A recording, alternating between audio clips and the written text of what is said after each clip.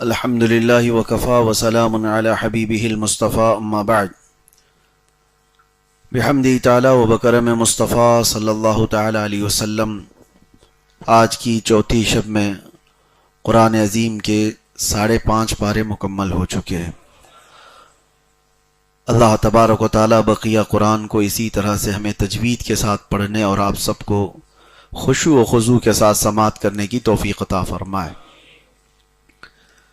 آج ہم نے سورہ آل عمران کا باقی والا حصہ اور سورہ نساء، آج ہم نے سورہ نساء کو مکمل کیا اور سورہ مائدہ کا کچھ حصہ تلاوت کیا ہے۔ عورتوں کے نام سے پوری سورہ ہے۔ نساء عربی میں کہتے ہیں عورتوں کو۔ ان کے بہت سارے معاملات اس میں بیان بھی ہوئے ہیں، اور خاص طور پر اس میں اللہ تبارک و تعالیٰ نے نکاح کے متعلق بھی فرمایا کہ فَانْكِحُوا مَا طَابَ لَكُم مِّنَ النِّسَاءِ مَثْنَىٰ وَثُلَاثَ وَرُبَاعَ، تم میں جو تمہیں پسند آئے نکاح کر لو کسی عورت سے، 2 ہو، 3 ہو، 4 ہو۔ یہ اجازت دی گئی ہے، واجب نہیں ہے۔ اس کو لے کر پوری دنیا میں ایک واویلا مچایا جاتا ہے کہ مسلمان 4 رکھتے ہیں اور 4 ان کے ہاں عورتیں ہوتی ہیں۔ کتنے گھروں میں انہوں نے دیکھا ہوگا۔ یہ تو حالات ایسے تھے کہ آپ کو میں بتاؤں کہ جس دور میں قرآن نازل ہو رہا ہے اور جس علاقے میں اتر رہا ہے، آپ تھوڑا تصور کریں کہ وہ جنگوں کے حالات ہوا کرتے۔ اکثر لوگ جنگوں میں قتل ہو جاتے، شہید ہو جاتے۔ کثرت سے مرد جنگوں میں حاضر ہوتے تھے اور مر جاتے تھے، اور ان کی عورتیں اسی طرح باقی رہ جاتی تھیں۔ تو ایک کثیر جماعت عورتوں کی ان کی دیکھ بھال کون کرے؟ تو پھر جو غالب قوم ہوتی تھی وہ لونڈیاں بنا کر لے جاتی، کنیز بنا کر رکھتی۔ تو رب تبارک و تعالیٰ کا یہ احسان تھا اس وقت عورتوں کے لیے کہ ان عورتوں کو آوارہ نہ چھوڑ دیا جائے۔ اگر کسی مرد کے پاس استطاعت ہے تو وہ 2 کو رکھ لے، 3 کو رکھ لے، تاکہ وہ غلط کاموں میں عورت نہ چلی جائے۔ ایک عورت کا بہک جانا پورے معاشرے کے لیے ناسور بن جاتا ہے۔ اس وجہ سے حکم آیا تھا۔ اب یہاں پر جو اسلام میں حکم ہے کہ 2 کر سکتا ہے، 3 کر سکتا ہے یا 4 کر سکتا ہے، میں نے بتایا جواز ہے، یعنی جائز صورت بتائی گئی، نہ کہ واجب ہے ہر ایک کے لیے۔ اب اس کو کچھ لوگوں نے توڑ مروڑ کر کے ایسے بھی، میں آپ کو بتاتا ہوں، قرآن کی سمجھ جب کسی کو نہ آئے تو وہ آیتوں میں اسی طرح کھیلنے لگ جاتا ہے۔ کچھ لوگوں نے 18 بیویوں کو جائز کر دیا۔ اب میں گنا کے بتاتا ہوں۔ عربی میں جو لفظ آیا نا آیت میں، مثنا و ثلاثہ و رباع، اب ہم کہتے ہیں نا 2 کھا لو، 3 کھا لو۔ یہ جو 2 3 کا جو ہم لفظ 2 بار بولتے ہیں، عربی میں اس طرح بولنے کو یہ والے ورڈ استعمال ہوتے ہیں، مثنا و ثلاثہ و رباع۔ مثال کے طور پر آپ کے سامنے کوئی بھی چیز رکھی ہوئی ہو، سیب رکھے ہوئے ہوں، میں سب سے کہوں کہ سارے لوگ ایک لو، سارے لوگ ایک لو، اس کا مطلب کہ آپ 2 اٹھا لیں گے۔ انہوں نے 2 بار بولا ہے۔ یا اگر میں کہوں کہ 2 سارے لوگ لے لیجئے، تو 2 لینے کے لیے میں نے 2 بار 2 کا کہا ہے، تو 4 ہو گئے۔ تو یہ محاورہ ہے، یعنی استعمال ہے زبان کا۔ اسی طرح عربی میں بھی ہے۔ تو اللہ نے اس آیت میں فرمایا تم کو جو بہتر لگے عورتیں 2 کر لو، یا 3 کر لو، یا 4 کر لو۔ اب شیعہ جماعت کی ایک طبقہ ہے، انہوں نے اس کو پورا کاؤنٹ کر لیا۔ 2 کتنے ہو گئے، اور 3 کتنے ہو گئے، 6 4، اور پھر 4 کتنے ہوئے، یہ 18 کا انہوں نے حساب لگا لیا کہ 18 تک کر سکتے ہیں۔ تو جب قرآن فہمی نہ ہو، قرآن کی سمجھ نہ ہو، تو بندہ اسی طرح آیتوں میں کھیلنے لگ جاتا ہے۔ آج کے دور میں ایک فرقہ نکلا ہے جو اپنے آپ کو اہل قرآن بھی کہتے ہیں، وہ قرآن کی تفسیر کو پوری طرح سے توڑ مروڑ دیں۔ ہمارے پڑوس ملک پاکستان سے ہر دن ایک فرقہ جنم لیتا ہے اور نئے نئے وہاں سے فرقے اٹھتے ہیں۔ ایک شخص ایسا بھی اٹھا جس نے پوری حدیثوں کا انکار کیا اور وہ قرآن کو اپنی سمجھ سے لوگوں کو سمجھاتا ہے۔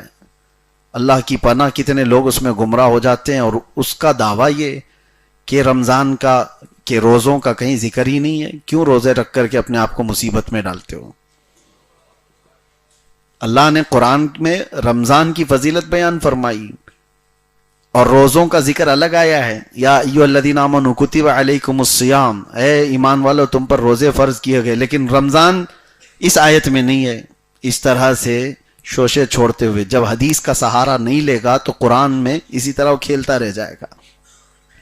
تورات کے متعلق وہ فرقہ یوں کہتا ہے کہ یہ کوئی کتاب ہی نہیں ہے، زبور کوئی کتاب ہی نہیں ہے، یہ نہ داؤد علیہ السلام پر اتری ہوئی کتاب کا نام ہے، نہ موسیٰ علیہ السلام پر اتری ہوئی کتاب کا نام ہے، ایسی کوئی چیز ہی نہیں۔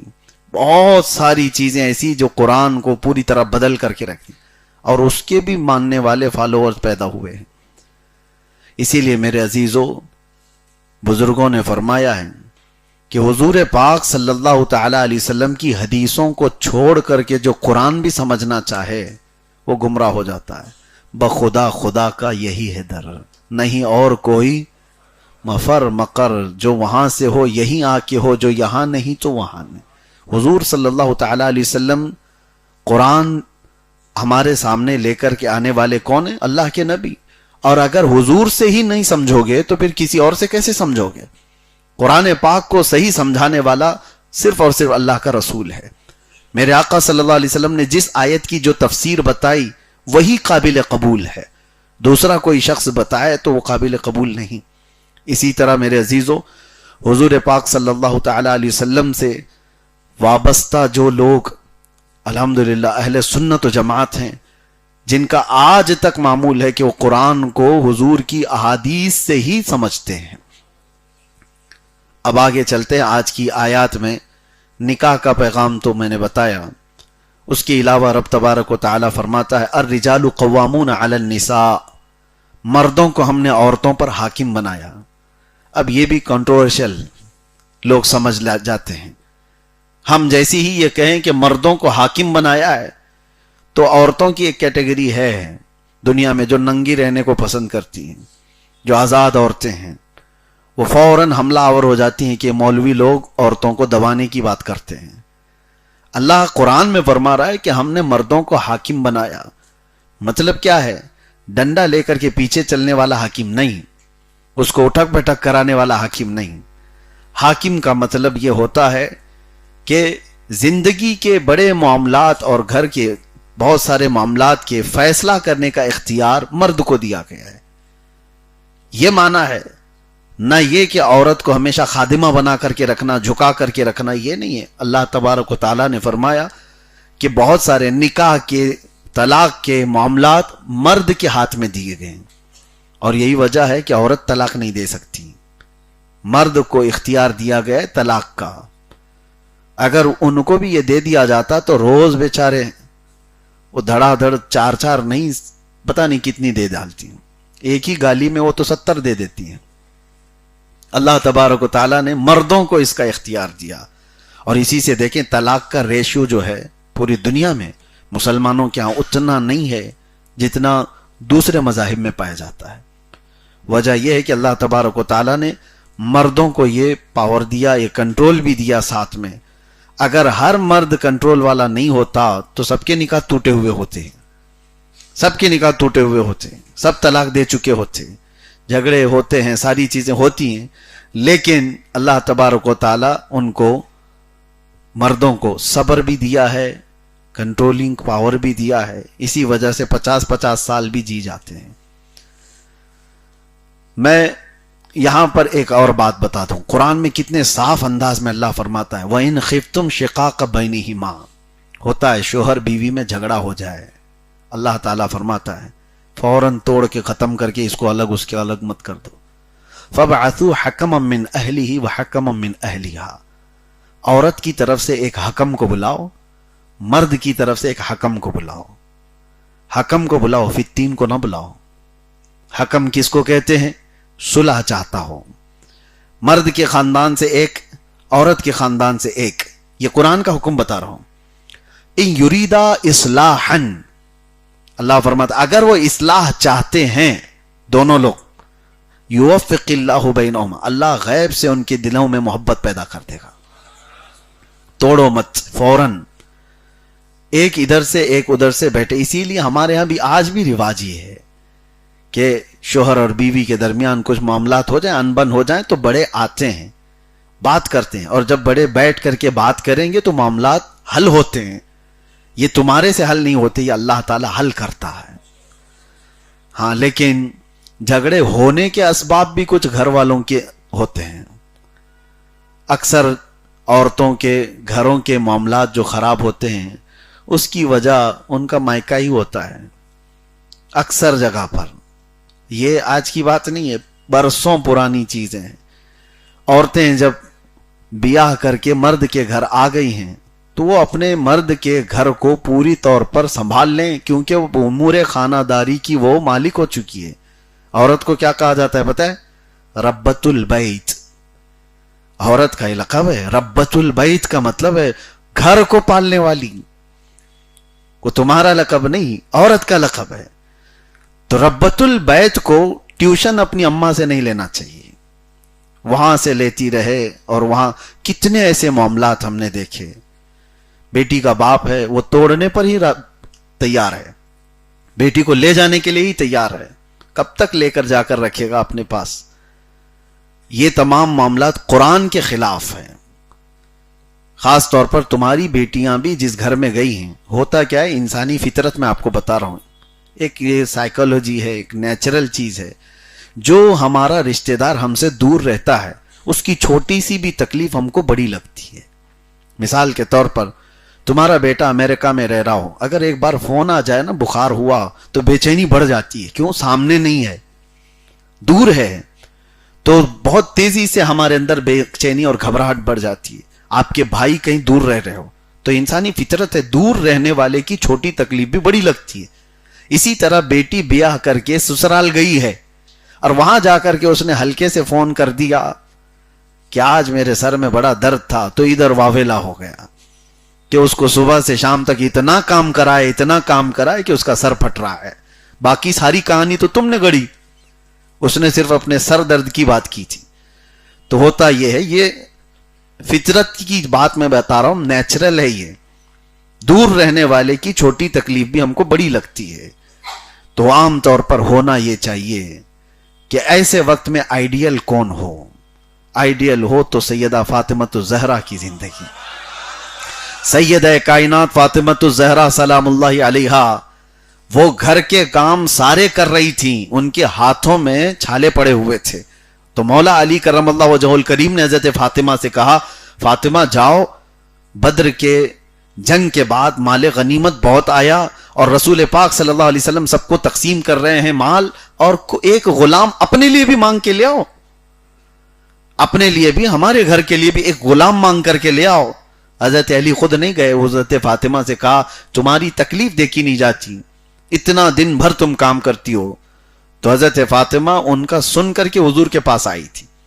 تو یہاں پر بیٹی کے باپ کو کیا کرنا چاہیے ایسے وقت میں، ایسی سچویشن میں کیا کرنا چاہیے؟ بیٹی اپنے گھر آئی ہو اور بتا رہی ہو کہ میرے ہاتھ پورے چھالے پڑ گئے ہیں، کام اتنا ہو جاتا ہے، تو کیا کرو گے؟ ہائے افسوس، میں کہاں دے دیا میری بیٹی کو، اس کو تو انہوں نے ایسے جھلا دیا۔ وہ یہ ہے نہیں، باپ رسول اللہ صلی اللہ علیہ وسلم اپنی بیٹی حضرت فاطمہ کو دیکھا اور کہا، غلام مانگنے آئی ہو، خادم مانگنے آئی ہو، اے فاطمہ بدر کے بہت سارے یتیموں کا ابھی حق باقی ہے، بہت سارے یتیم جو جن کے باپ جنگوں میں شہید ہو گئے، ان کو ابھی مال غنیمت دینا باقی رہ گیا ہے، میں اس سے بہتر تجھے عطا کرتا ہوں۔ اور کہا جب کام کاج سے بہت زیادہ تھک جائے تو رات کو 33 بار سبحان اللہ پڑھو، 33 بار الحمدللہ، 34 بار اللہ اکبر، تمہاری ساری تھکان دور ہو جائے گی۔ یہ تسبیح آج بھی پڑھتے ہیں ہم نمازوں کے بعد، اس کو تسبیح فاطمہ کہا جاتا ہے۔ یہ حضرت فاطمہ کو عطا کی ہوئی تسبیح ہے حضور کی طرف سے. تو ہونا تو یہ چاہیے کہ باپ اپنی بیٹی کو یہ نصیحت کر کے گھر بھیجے کہ جاؤ اللہ تبارک و تعالیٰ کی اس مرضی پر راضی رہو. ان مع العسر یسرا، ہر تکلیف کے بعد آسانی ہے. اگر آپ اپنی بیٹیوں کو اس طرح کی نصیحت کرتے رہیں تو انشاءاللہ العزیز گھر نہیں ٹوٹیں گے. اور عورتوں کی بھی ایک عادت ہے، وہ سناتی وہاں ہیں جہاں ان کی سنی جاتی ہے. زیادہ اگر سنتے رہ گے تو بہت سناتی ہیں. اگر شکایت سننے میں آپ نے انٹرسٹ زیادہ دکھایا تو وہ 4 شکایتیں اور لے کر کے آئیں گی. اور ایک مرتبہ آپ نے اگنور کر دیا تو کہتی ہے میرے باپ تو سنتے ہی نہیں، سنا کے کروں کیا.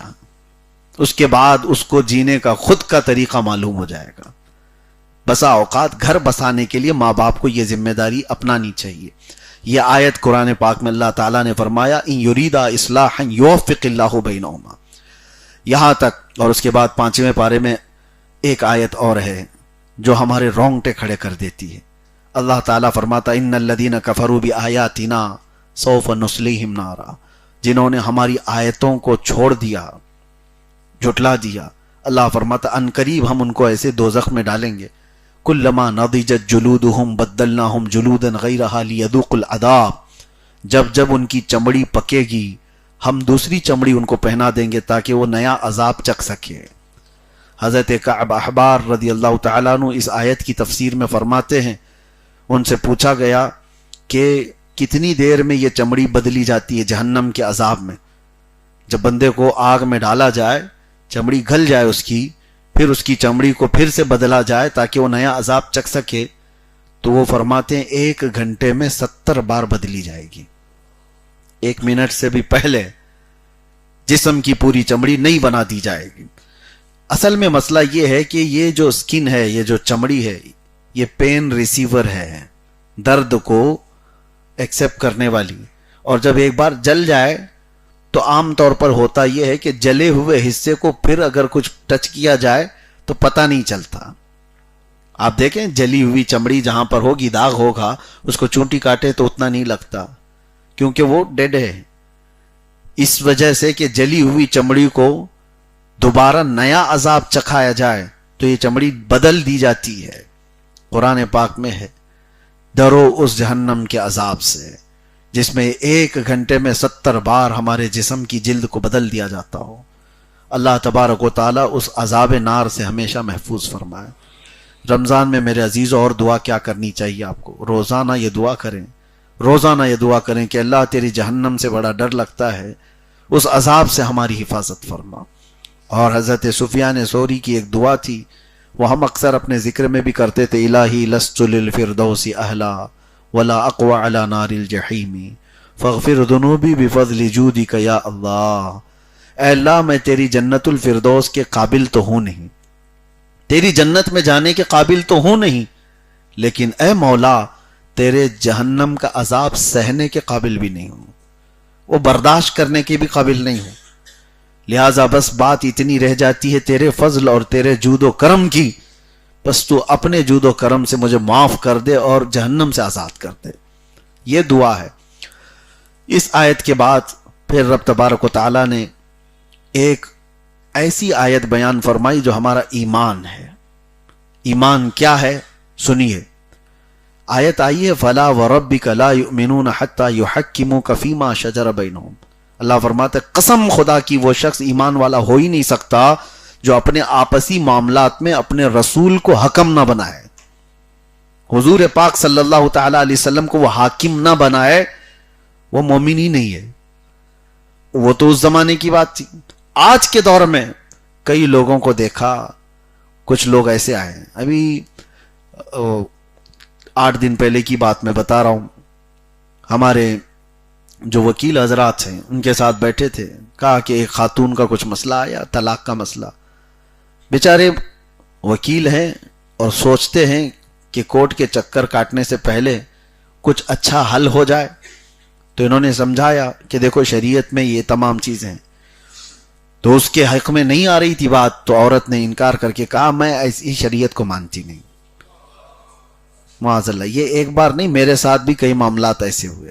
اگر اس عورت کے حق میں آپ نہیں بات کریں گے تو وہ سیدھے انکار کرتی ہے، میں ایسی حدیثوں کو نہیں مانتی، میں ایسی شریعت کو نہیں مانتی۔ میرے عزیزو، وہ ایسا کہنے والا کافر ہے، ایمان ختم ہو چکا ہے۔ جب رسول پاک صلی اللہ تعالی علیہ وسلم کی باتوں کو تم حکم نہیں بناتے تو پھر دیکھو اللہ تعالیٰ کیا انجام کرتا ہے۔ ایسے لوگوں کے سامنے تمہیں کھڑے ہونا پڑتا ہے، جھکنا پڑتا ہے، جن کے سامنے کبھی تم بات کرنے کی بھی اہل نہیں تھے، یعنی وہ ہمارے اہل نہیں تھے، ایسے لوگوں کے سامنے بھی کھڑا ہونا پڑے گا، ذلیلوں کے سامنے ہاتھ جوڑنا پڑے گا، اس لیے کہ اللہ کے رسول کو حکم نہیں بنایا۔ اللہ قرآن میں فرماتا یریدون ان یتحاکموا الی الطاغوت وقد امروا ان یکفروا بہ ویرید الشیطان ان یضلهم ضلالا بعیدا۔ رب تعالیٰ فرماتا ہے لوگ یہ چاہتے ہیں کہ شیطان کو حکم بنائیں، شیطان کے طریقے پر چلے کہ وہ جس طرح سے تمہارے معاملات حل کرے۔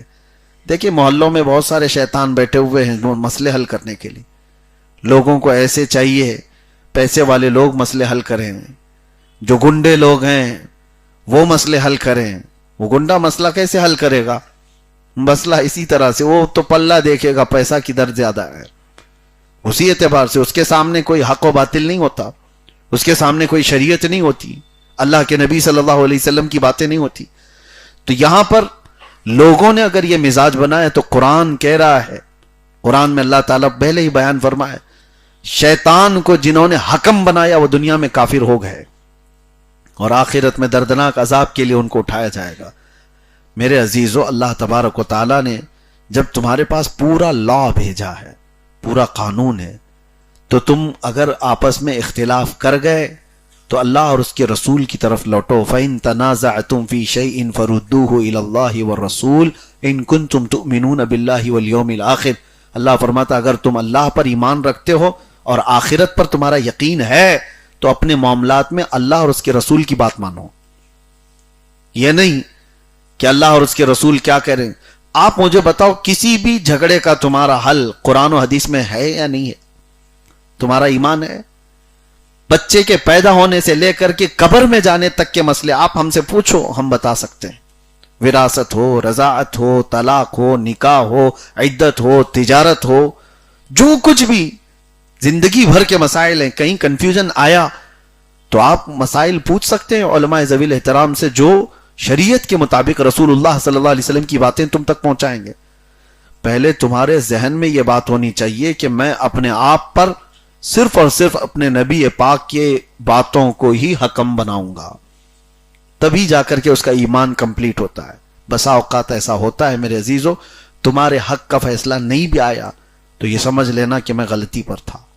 ایگو آنے مت دو، شیطان کی طرف سے اٹھ کر کے بھاگنے لگ جاتے ہیں کہ مولانا نے تو اس کے پلے کی طرف حساب کر دیا۔ وراثت کے مسئلے ہمارے پاس آئے، کسی صاحب کا انتقال ہو گیا اور پوری دنیا میں وراثت کے مسئلوں میں زیادہ اختلاف نہیں ملے گا آپ کو، وہ چاہے وہ دیوبندی جماعت کے پاس جا کر کے، اہل حدیث جماعت کے پاس جا کر لے، کہیں سے بھی قرآن پاک سے اگر کوئی مسئلہ بتایا ہو تو وہ ایک ہی ملے گا۔ اب جو خاتون مسئلہ لے کر کے آئی ان کو جواب دے دیا گیا لکھ کر کے، دوسرے مفتی کے پاس گئی وہی ملا، تیسرے کے پاس گئی وہی ملا، تو کہتی ہیں اس میں تو میرا کم لگ رہا ہے، میں کورٹ میں جاؤں گی۔ یہ معاملات میرے عزیزو ایک دو مرتبہ نہیں، کئی جگہ پر، تو پھر ان کے لیے وہی ذلت ہے جو وہ دھکے کھاتے رہیں اور لوگوں کی تان و تشنیع سنتے رہیں، اور ایسے مال کے لیے جو چند سالوں کے بعد یا چند دنوں کے بعد وہ خود بھی دنیا چھوڑ کر جانے والے ہیں، کوئی لے کر جانے والا نہیں، اس کے لیے وہ اللہ کی شریعت کو ٹکرا دیے، حضور کی حدیثوں کو ٹکرا دیے۔ ایسی نوبت کبھی آنے مت دینا۔ کتنے گھروں کے معاملات کورٹ کچہریوں میں چل رہے ہیں، کتنے گھروں کے، چھوٹی چھوٹی سی جائیداد اور پراپرٹیز کے لیے مذاق بنتا ہے۔ کیا تمہارے پاس وراثت کو بانٹنے کے مسائل اللہ کے نبی نے نہیں بتائے لیکن ماننا نہیں ہے۔ جس کو مل رہا ہے وہ تو مان لے گا، جس کو کم مل رہا ہے وہ مانتا نہیں، وہی کیس کرتا ہے۔ تو میرے عزیزو یہ ایمان نہ ہونے کی علامت ہے۔ حضرت عمر فاروق رضی اللہ تعالیٰ عنہ کے متعلق یہ آیت آئی تھی جو میں نے ابھی پڑھا۔ ایک مسلمان کا ایک یہودی کے ساتھ جھگڑا ہو گیا تھا، مسلمان کا یہودی کے ساتھ زمین کے معاملے میں جھگڑا ہو گیا اور دونوں چلے رسول اللہ کے پاس. یہودی تیار تھا کہ اسے پتا تھا اللہ کے نبی صلی اللہ علیہ وسلم محمد الرسول اللہ سچ فیصلہ کریں گے. فیصلے میں حضور نے کہا مسلمان سے کہ یہ اس یہودی کی زمین بنتی ہے, تو چھوڑ دے اس کو. وہ باہر نکلا. وہ کیسا مسلمان؟ ظاہری طور پر منافق تھا اندر سے. اس نے کہا میں محمد کا فیصلہ نہیں مانوں گا. اور اس یہودی سے کہا, یہودی پوچھنے لگا کہ تو اپنے نبی کا نہیں مانتا, کس کا مانے گا؟ کہا عمر اچھا فیصلہ کرتے ہیں. عدالت ان کی مشہور بھی تھی, فیصلے میں وہ بڑے کامل تھے. یہودی کہا کہ مجھے تو یقین ہے کہ جو محمد صلی اللہ علیہ وسلم نے فیصلہ کیا وہی عمر بھی کریں گے, چلو میں تو چلنے کو تیار ہوں. تو یہ مسلمان بنام مسلمان یہ چاہتا تھا کہ سمپتی گین کرے, میں مسلمان ہوں, میرا سپورٹ لیا جائے. حضرت عمر کے پاس آیا اور اپنی بپتا بیان کی کہ ایسے ایسے معاملات ہیں, یہودی میرے اوپر حاوی ہو رہا ہے, میں تو مسلمان ہوں, میرے حق میں کچھ فیصلہ کیجئے. تو یہودی پہلے کہنے لگتا ہے اس کی بات کے بعد, عمر ابن خطاب ہم یہی میٹر لے کر رسول اللہ کے پاس گئے تھے, تمہارے نبی کے پاس گئے تھے. حضرت عمر پھر بیٹھ گئے اور پوچھنے لگے کہ کیا کہا پھر حضور نے؟ یہودی نے کہا انہوں نے میرے حق میں فیصلہ سنایا مگر یہ تمہارا مسلمان بھائی ماننے کو تیار نہیں. کہا کیا کہا اس نے؟ کہا میں محمد کے فیصلے کو نہیں مانتا اور تمہارے پاس فیصلہ کروانے آیا ہے. حضرت عمر اندر گئے اور تلوار لے کر کے آ گئے. جو محمد کا فیصلہ نہیں مانتا عمر اس کا فیصلہ ایسے کرتا ہے. اڑا دیا اور پہنچا دیا. اور یہ بات مدینے میں پھیل گئی کہ آؤ دیکھا نہ تاؤ دیکھا, ایک ہی مجلس میں فیصلہ تمام کر دیا. اور لوگوں کو تو یہ معلوم تھا کہ مسلمان ہے اور مسلمان کا اس طرح سے قتل بہت بڑا مسئلہ ہے. تو حضرت عمر کی شکایت حضور تک پہنچ گئی, رسول پاک صلی اللہ تعالی علیہ وسلم کے پاس, کہ ایک مسلمان کی گردن ماری عمر ابن خطاب نے. حضور نے بلایا, حضرت عمر سے پوچھا کیا تم نے ایک مسلمان کی گردن مار دی؟ کیسے تم نے جرأت کی؟ حضرت عمر کہتے ہیں یا رسول اللہ میں اس کو مسلمان مانتا ہی نہیں تھا, میں اس کو مسلمان مانتا ہی نہیں تھا. کہا کیوں؟ آپ کے فیصلے کو نہ مانے وہ مسلمان کیا ہے؟ تو یہ تو حضرت عمر کا اپنا اجتہاد تھا, ان کا خود کا ایمان تھا, ایسا حکم نہیں تھا. تو حضرت عمر اپنی طرف سے کہہ رہے تھے میں اس کو مسلمان نہیں مانتا.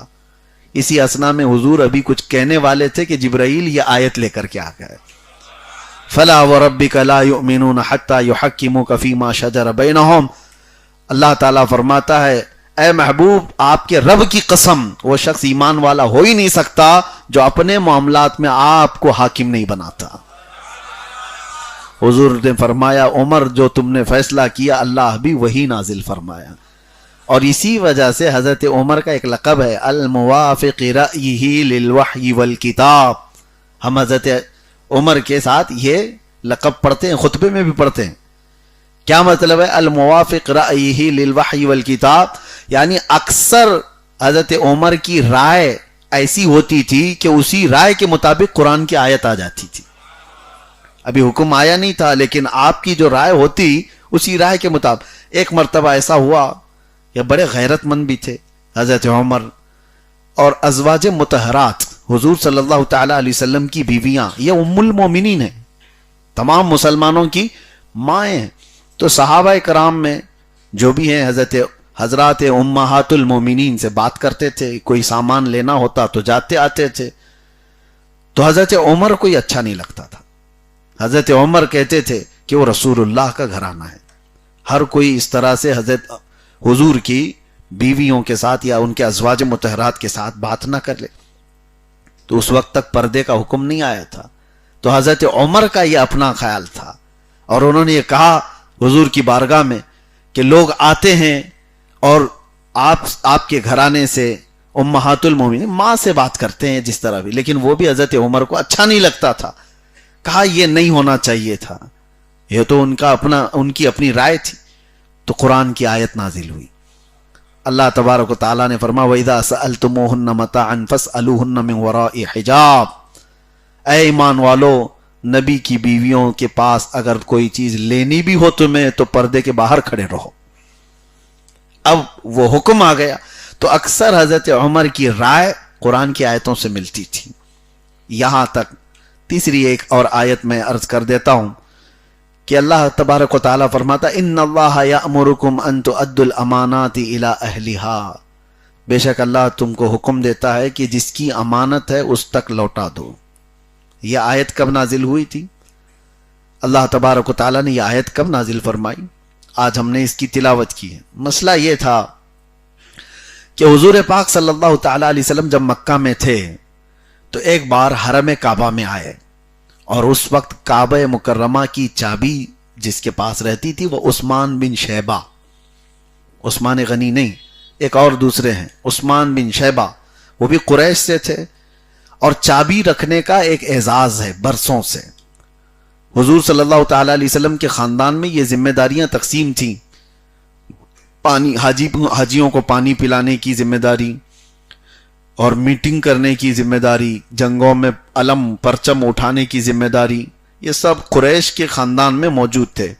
اسی میں سے ایک ذمہ داری تھی خانہ کعبہ کی چابی کس کے پاس رہے، تو شیبی خاندان تھا، تو اس میں عثمان بن شیبہ ان کے پاس یہ چابی رہتی تھی. وہ ایمان لائے ہوئے تو نہیں تھی. حضور صلی اللہ تعالیٰ علیہ وسلم ایک بار گئے، معاملات اس وقت مکہ کے گرم تھے، حضور کے خلاف، صحابہ کے خلاف مار دھاڑ یہ سب چیزیں چلتی تھی. تو حضور نے ایک بار کہا عثمان چابی دے دو، خانہ کعبہ کھول کر میں اندر جانا چاہتا ہوں. انہوں نے سختی سے منع کر دیا، کہا تجھ جیسے صحابی کو، صحابی کہتے ہیں دین چھوڑا ہوا آدمی، ہمارے آبا و اجداد کا دین چھوڑا ہوا آدمی، اس کو میں کعبے کی چابی دوں گا؟ میں ہرگز تم کو اندر جانے نہیں دوں گا کعبے کے اندر، تم باہر سے ہی طواف کر لو. حضور صلی اللہ تعالیٰ علیہ وسلم نے ان کو دیکھا اور ایک جملہ کہا عثمان ایک دن یہ چابی میرے ہاتھ میں آئے گی اور میں جسے چاہوں گا اسے دوں گا. اتنا کہہ کر کے حضور گزر گئے.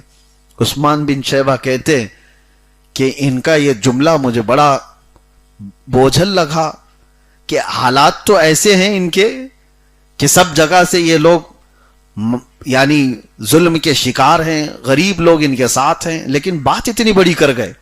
تو عثمان بن شیبہ کہتے ہیں یہ ایسی اڑتی اڑتی بات کر گئے ہوں گے، لیکن پھر وہ کہتے ہیں ڈر بھی تھا مجھے اندر کہ ہمارا خاندانی وظیفہ ہے، یہ برسوں سے ہمارے ہاتھ میں ہے، کیا ان کے پاس جا سکتی ہے چابی؟ پھر روزانہ نیوز تو ایسی آتی تھی، آج پھر مسلمان مارا گیا، پھر ایک صحابی کو پکڑا گیا، پھر وہ نیوز یہ بھی آئی کہ 70 لوگوں کو ہجرت کر کے حبشہ جانا پڑا. تو یہ تو پازیٹیو نیوز ہے نا ان کے لیے، تو مسلمان اور نیچے جا رہے ہیں اور نیچے جا رہے ہیں. یہ تو چابی لینے کی بات کر رہے تھے، اب ان کو تو گاؤں چھوڑنا پڑ رہا ہے. مکہ چھوڑ کر گئے. اس کے بعد 2 سال کے بعد بائیکاٹ دیکھا ان کا، سوشل بائیکاٹ حضور کا، کمزور کر دیا گیا تھا پورے مسلمانوں کو. پھر وہ وقت بھی آیا کہ جب رسول اللہ صلی اللہ علیہ وسلم مکہ چھوڑ کر ہجرت کر کے مدینے چلے گئے. عثمان بن شیبہ کہتے ہیں اب کہاں سے وہ بات آئے گی؟ ان کا گھر بھی نہیں بچا، ان کے ساتھی نہیں بچے، ان کی جائیدادیں نہیں بچی، حتیٰ کہ وطن بھی نہیں بچا، سب چھوڑ کر چلے گئے لوگ. سال گزرا، 2 سال گزرے، 3 سال گزرے، جنگیں ہوتی رہیں قریش کے درمیان، مکہ والوں کی اور مدینے والوں کی. پھر 6 سال گزرے. 6 سال کو حضور صلی اللہ تعالی علیہ وسلم عمرہ کے لیے نکلے. انہوں نے راستہ روک دیا حدیبیہ کے موقع پر، حضور واپس گئے. پھر اگلا سال آیا، رمضان کا موسم تھا. 20 رمضان کو 10,000 صحابہ کے ساتھ حضور مکہ میں داخل ہوئے. کوئی جنگ نہیں، کوئی قتال نہیں. مکہ والوں نے سارے ایگریمنٹ توڑ دیے تھے، وہ سب بکھر چکے تھے، ان کے اتحاد پارا پارا ہو چکا تھا. سب بڑے بڑے گرو گھنٹال ویسی جنگوں میں مر چکے تھے. ابو جہل گیا تھا، ابو لہب مرا تھا، سب جتنے شیطان تھے. اب مکہ فتح ہوا، حضور پاک صلی اللہ تعالی علیہ وسلم خانہ کعبہ کو پورا پاک کرتے ہیں. اذان دی گئی اور اس کے بعد حضور صلی اللہ تعالی علیہ وسلم نے اعلان بھی کیا تھا فلاں کو امان ہے، فلاں کو امان ہے، جو جس کی حضرت عبد المطلب کے گھر میں جائے اس کو امن دیا جائے گا، جو ابو سفیان کے گھر جائے اس کو امن دیا جائے. قتل و قتال نہیں کیا گیا. اسی اسنا میں حضور صلی اللہ علیہ وسلم نے پکارا عثمان بن شیبہ کہاں ہے؟ تو قیدی کی حالت میں پکڑ کے لائے گئے اور حضور نے فرمایا لاؤ چابی. تو کیا کہتے ہیں، یہاں تو کوئی پروٹیسٹ کرنے والا مسئلہ ہی نہیں تھا، سیدھے لے جا کر کے حضور کی بارگاہ میں چابی دے دی. ان کے پاس اس کے علاوہ کوئی چارہ ہی نہیں تھا. ان کو یاد آ گئی بات کہ ایک وقت انہوں نے کہا تھا، اور دنیا نے دیکھا جو نبی کہتے ہیں وہ ہو کر رہتا ہے. حضور کا فرمان ہے قول محمد قول خدا، فرمان نہ بدلا جائے گا. یہ بات یاد رکھیے آپ. حضور صلی اللہ تعالی علیہ وسلم نے چابی لی، خانہ کعبہ کو کھولا، اس کے بعد اس کے اندر کے سارے صاف کر دیے، ساری آلائشوں کو، ساری ناپاکیوں کو نکال دیا، اور اللہ کے گھر کو اللہ کا گھر بنایا. پھر اس کے بعد دروازہ بند کیا، باہر تشریف لائے. صحابہ کا پورا جم غفیر تھا. میرے آقا صلی اللہ علیہ وسلم فرماتے ہیں اب سنیے بات، آج میں یہ چابی ایسے شخص کے ہاتھ میں دوں گا جس سے قیامت تک کوئی نہیں لے سکے گا. حضور نے کیا فرما دیا؟ قیامت تک ان کے ہی ہاں ہوگی چابی. اب یہ فضیلت اتنی بڑی تھی، وہاں پر موجود سارے صحابہ اس بات میں تمنا کرنے لگے چابی ہم کو مل جائے. حضرت ابو بکر، حضرت عمر، حضرت عثمان، حضرت علی، وہاں بڑے بڑے صحابہ موجود ہیں، بڑے بڑے صحابہ، حضرت عباس حضور کے چچا. تو حضور صلی اللہ تعالی علیہ وسلم نے سب کو دیکھا، گردنیں سب کی اونچی ہیں کہ حضور کس کو چابی دینے والے ہیں. پھر میرے آقا صلی اللہ تعالی علیہ وسلم یہ آیت تلاوت کرتے ہیں جو آج ہم نے تلاوت کی، ان اللہ یأمرکم ان تؤدوا الامانات الی اہلھا، بے شک اللہ حکم دیتا ہے کہ جس کی امانت ہے اس تک سپرد کر دیا جائے. پھر پکارتے ہیں عثمان بن شیبہ آ جاؤ. وہ تو خواب و خیال میں نہیں سوچے ہوئے تھے، وہ تو قیدی بن کر کے آئے تھے، ایمان بھی لائے ہوئے نہیں ہیں، پکڑ کر کے لائے گئے. حضور نے ان کو بلایا تو اچانک ان کی گردن اٹھی، کہا مجھے بلایا جا رہا ہے؟ کہا آؤ. پھر آپ نے آیت پڑھ کر کے ان کے ہاتھ میں چابی دے دی اور کہا یہ چابی تمہاری اولاد میں رہے گی، قیامت تک کوئی نہیں لے سکے گا. آج بھی خانہ کعبہ کی چابی شیبی خاندان کے اندر ہی موجود ہے. برسوں گزر گئے، 1400 سال گزر گئے، کتنے بادشاہ آئے، کیا کیا ہوا، لیکن یہ چابی آج تک اسی خاندان میں موجود ہے. آج بھی آپ سرچ کر کے دیکھ لینا، خانہ کعبہ کی چابی جس بزرگ کے پاس ہے آج، وہ بھی شیبی خاندان کے ہیں، لیکن الحمدللہ سنی ہے. اور میرے آقا صلی اللہ تبارک تعالی علیہ وسلم نے جو فرمایا تھا، عثمان بن شیبہ نے جیسی ہی چابی اپنے ہاتھ میں لی وہ رونے لگ گئے، اور اس کے بعد چابی کو اٹھا کر کے کہا یہ برسوں سے ان کے خاندان میں چلی ہوئی چیز تھی، لے لی گئی تھی چند منٹوں کے لیے، واپس ان کے ہاتھ میں تھمائی گئی. تو چابی لینے کے بعد آپ نے اس کی خوشی کا اظہار نہیں کیا، بلکہ سب سے پہلے کہا کہ اشہد ان محمدن رسول اللہ، میں گواہی دیتا ہوں محمد آپ اللہ کے رسول ہیں. وہ ایمان لے آئے اور ایمان کی حالت میں صحابی رسول بن کر کے ہی دنیا سے فوت ہوئے. میرے آقا صلی اللہ تعالی علیہ وسلم کا یہ عدل و انصاف آتا ہے فقیروں پہ انہیں پیار کچھ ایسا، خود بھیک دیں اور خود کہیں منگتے کا بھلا ہو. یہ دوسرے لوگ نہیں کرتے. ہاں آپ بھیک دیں گے تو کیا کہیں گے؟ دعا کرنا میرے لیے، یہی کہیں گے. کسی کو خیرات دیں گے، کسی کی ضرورت پوری کریں گے تو آپ کیا کہیں گے؟ بس لے جاؤ، دعا کرنا میرے لیے. لیکن یہاں نبی کی شان یہ ہے خود بھیک دیں اور خود کہیں منگتے کا بھلا ہو، اللہ تیرا بھلا کرے. عزیزان گرامی، کئی آیتیں اور موجود ہیں لیکن یہاں تک کے لیے کافی ہے. منافقین کی بہت بڑی مذمت 5ویں پارے کے اخیر میں آئی ہے. اللہ تعالیٰ نے ان کے لیے فرمایا، ہاں لگتی ہوئی بات ہے، اس لیے میں یہ بھی کہہ دوں کہ وہ منافقین پہچانے کیسے جاتے ہیں.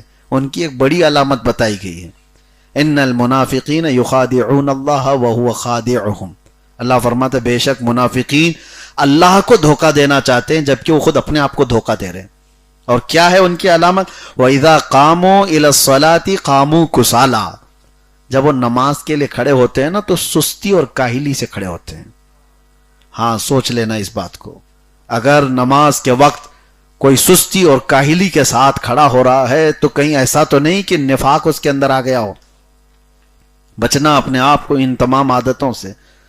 اور یہ بھی فرمایا گیا ہے کہ جو نماز کے انتظار میں رہتا ہے امام رکوع میں جائے تو میں شامل ہو جاؤں گا، یہ منافقین کی علامت بتائی گئی. کہ رکعت ہونے کے لیے وہ انتظار کرتا رہتا ہے، امام صاحب ابھی لمبی قرات کرنے والے، جیسے وہ رکوع میں جائیں گے میں شامل ہو جاؤں گا۔ کبھی دھوکہ بھی ہو سکتا ہے، پہلی رکعت میں امام انا اعطینا پڑھ لیا اور دوسری میں پوری سورہ بقرہ پڑھے تو کیا کرو گے؟ پھنسا دے گا وہ۔ تو آپ اس طرح کی حرکت نہ کرو۔ آپ کس کے لیے نماز پڑھ رہے ہو؟ اس امام کے لیے یا کوئی ڈیوٹی نبھانے کے لیے؟ آپ اپنے رب کی رضا کے لیے۔ عام طور پر کہا گیا ہے کہ فضیلت اس نماز کی سب سے زیادہ ہے جو تکبیر اولیٰ میں ہی شامل ہو گیا۔ یعنی امام کی تکبیر اولیٰ کیا ہے؟ جیسے امام نے اللہ اکبر کہا، اسی وقت مقتدی نے بھی اس کی آواز پر اللہ اکبر کہا، اس نماز کی فضیلت سب سے زیادہ ہے۔ اور ہم انتظار کرتے ہوئے جو رہ گئے ادھر سے ادھر، ابھی اور دیکھیں اور تھوڑا سا لمبا، یہ جو سستی آ رہی ہے اس کا علاج کر لو، کہیں منافقت نہ آ گئی ہو، نفاق اندر نہ آ گیا۔ منافقت کو ہلکے میں مت لینا، یہ کافر سے بھی بدتر ہے۔ کافر اور مشرکین کے جو عذابات ہیں ان سے بھی زیادہ بدتر ہے منافقین کے عذاب۔ اللہ فرماتا ان المنافقین فی الدرک الاسفل من النار، بے شک منافقین کو جہنم کے سب سے نیچے حصے میں رکھا جائے گا، ان کی تو آواز بھی نہیں سنی جائے گی۔ مشرکین اور کفار جہنم میں جو ہوں گے وہ تو پکاریں گے، ان کی آواز بھی سنی جاتی ہے، دربان دوزخ جو ہے۔ منافقین کو سب سے نچلے طبقے میں رکھا جائے گا۔ وجہ یہ ہے کہ انہوں نے دھوکہ دیا ہے، یعنی خود کو دھوکہ دیا ہے، اللہ اور اس کے رسول کو دھوکہ دینے کی کوشش کرتے تھے۔ ان کی علامت یہ بھی ہے مذبذبین بین ذالک لا الہ ہؤلاء ولا الہ ہؤلاء۔ اللہ فرماتا ہے یہ بیچ کے لوگ ہیں، تذبذب کے شکار ہیں، ان کو پکا معلوم ہی نہیں ہے کہ یہ اسلام صحیح ہے بھی کہ نہیں۔ جس کو شک ہے وہ انتظار میں ہے۔ منافقین یہی تو کرتے تھے، جنگ بدر کے بعد بہت سارے آ گئے اسلام میں، ارے اتنا مال غنیمت آیا، 70 تو کافروں کو انہوں نے مار ڈالا ہے، 70 قیدی پکڑ کے لائے ہیں، ان کی تو حالات بہت اچھے ہیں۔ اور اس وقت سب آ گئے اندر، اور جیسی جنگ احد میں شکست ہوئی مسلمانوں کو تو چھوڑ کے بھاگنے لگ گئے۔ یہ منافقین کی علامت ہے۔ آج دیکھیں گے کہ کون سی پارٹی زیادہ ووٹ لے کے آ رہی ہے، چلو اس کے اندر سب شامل ہو جاؤ، سب در بدلو، اور جیسے ہی دیکھا کہ یہ بھی ہار رہی ہے تو ادھر آ جاؤ، پھر ادھر آ جاؤ۔ یہ تو میں ایک ایگزامپل دے رہا ہوں، مثال دے رہا ہوں، لیکن منافقین یہ ایمان اور کفر کے بیچ کرتے ہیں۔ پارٹیاں والے کیا کرتے ہیں وہ کل کو میری بات اٹھا کر کے نہ کہیں، ہاں میں یہ مثال کے لیے دے رہا ہوں، ان کا تو کوئی دین و دھرم ہی نہیں ہے، جہاں جب چاہے چلے جائیں، جب چاہے نکل جائیں، ان کا مسئلہ الگ ہے۔ لیکن ایمان اور کفر کے بیچ میں اگر کوئی اس طرح سے کرتا ہے کہ آج ان کے حالات اچھے ہیں ادھر چلے جائیں گے، اور کل ان کے حالات اچھے ہیں ادھر چلے جائیں، ان کو کہا گیا یہ منافقین ہے۔ اللہ تبارک و تعالی نفاق سے ہماری حفاظت فرمائے۔